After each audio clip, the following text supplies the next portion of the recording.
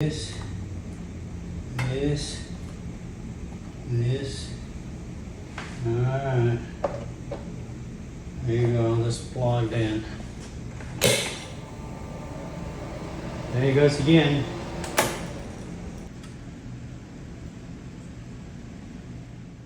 No, there's people that got tattoos all over their bodies.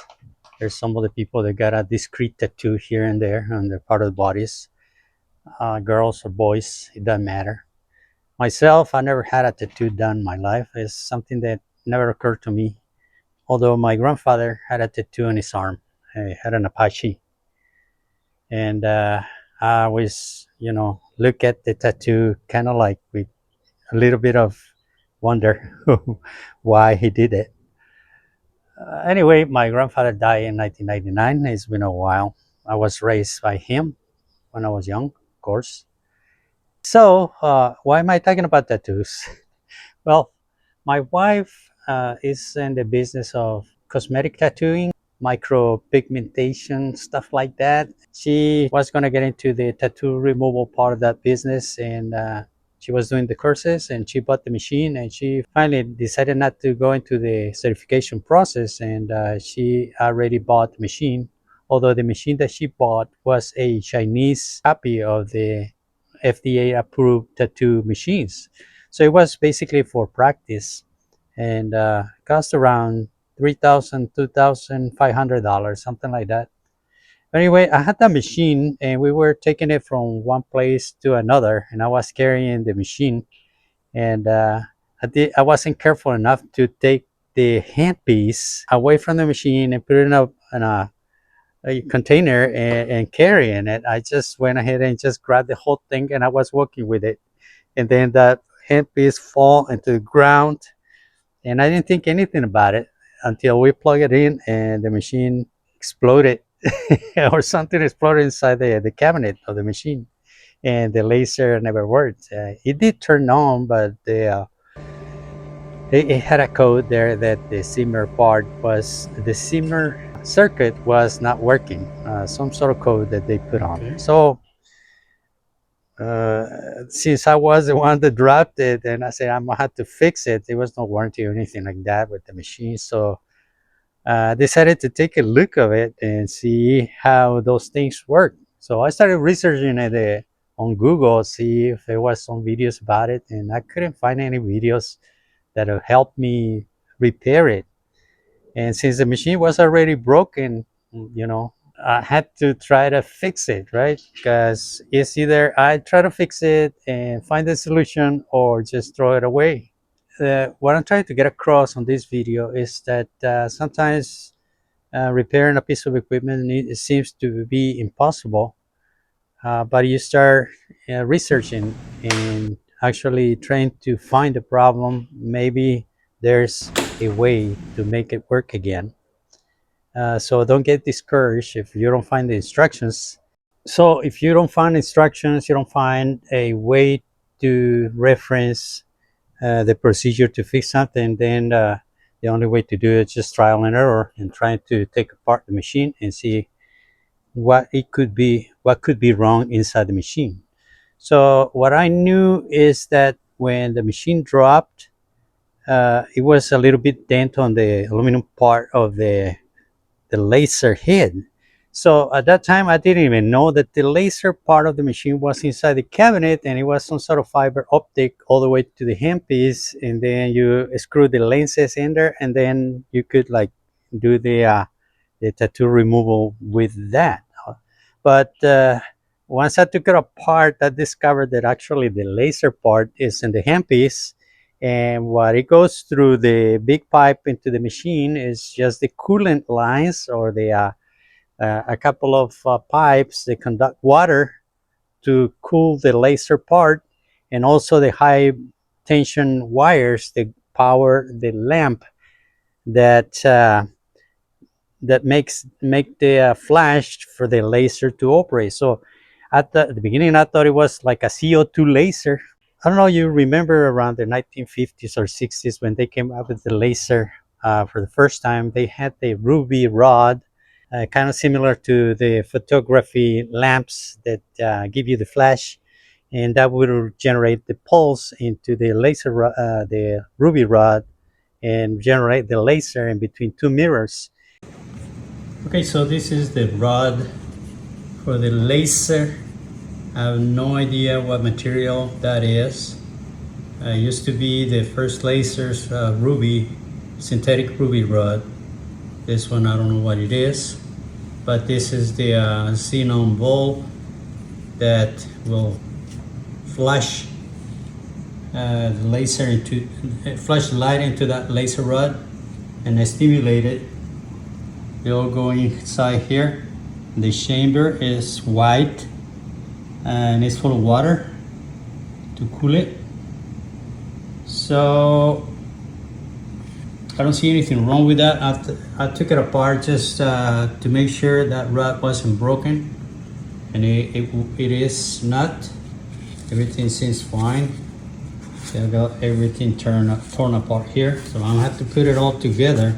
And it's kind of similar. So it's got the rod inside, and it's got a lamp surrounded by some reflective material, cooled by the still water that goes around it, and the high voltage goes into the lamp to trigger the lamp and make the pulses. So it generates a laser beam capable of removing tattoos or removing hair. And actually, it's kind of like a ruby laser. So I didn't know that when I took it apart. So what I found out is with when I dropped it, the lamp itself broke and it got full of water. So the water made the circuit to overcurrent and blew some components inside the electronic part, the triggers, the lamp, to be able to create the laser. So finally I found out that it was a xenon gas lens, and then I started looking, searching for those type of lenses on eBay, and found one that it was exactly the same as the one that the machine actually uses. So I ordered the part. It cost me $120, something like that, and I ordered it, and it took a while to get here. And meanwhile, I just unsolder the part where the lamp goes, take it all apart, and when I received it, then I soldered it back, plug it in, and the machine still didn't work. There you go. Now what you hear is the fans and the water pump, and then I just touch the screen. I'm gonna set that laser and I'm gonna turn it on.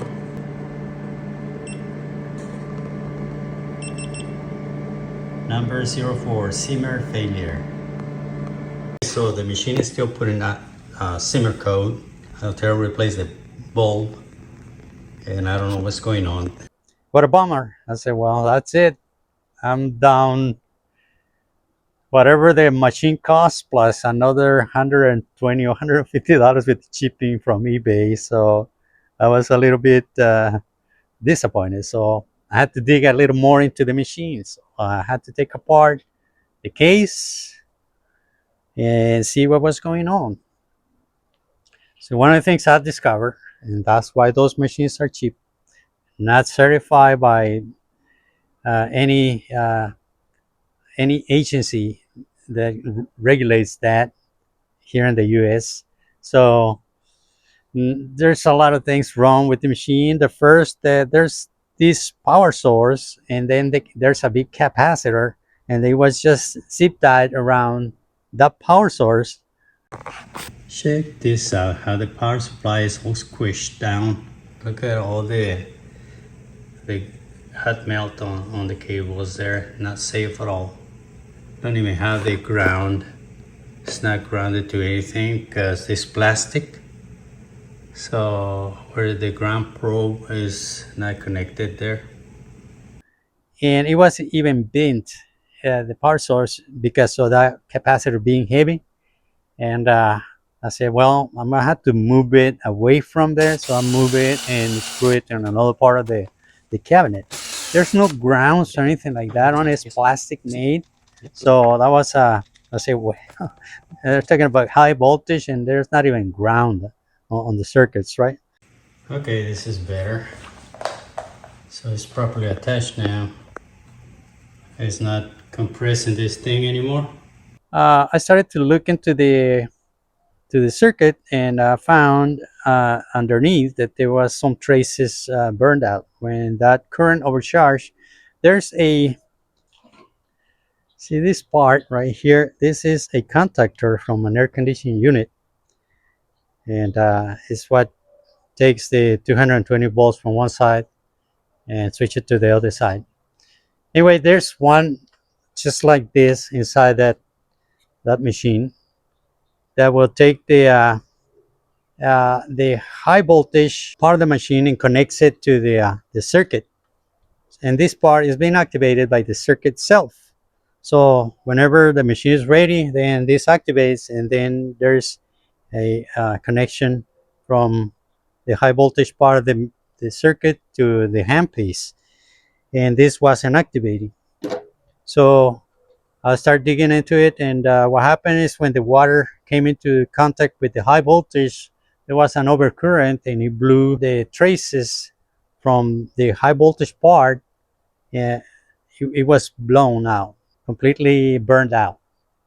I had to take the circuit apart and then start looking what's in between those burnt traces, and they came out to be some MOSFETs that will turn on the circuit itself that were also bad. So I took them out, tested them, and they were shorted. So I started looking for the numbers on the MOSFETs, and I couldn't find anything. So I tried to make order a substitute, not this exactly the same number. So I wasn't sure if it's gonna work. But I did order them and replace them, and finally the machine worked.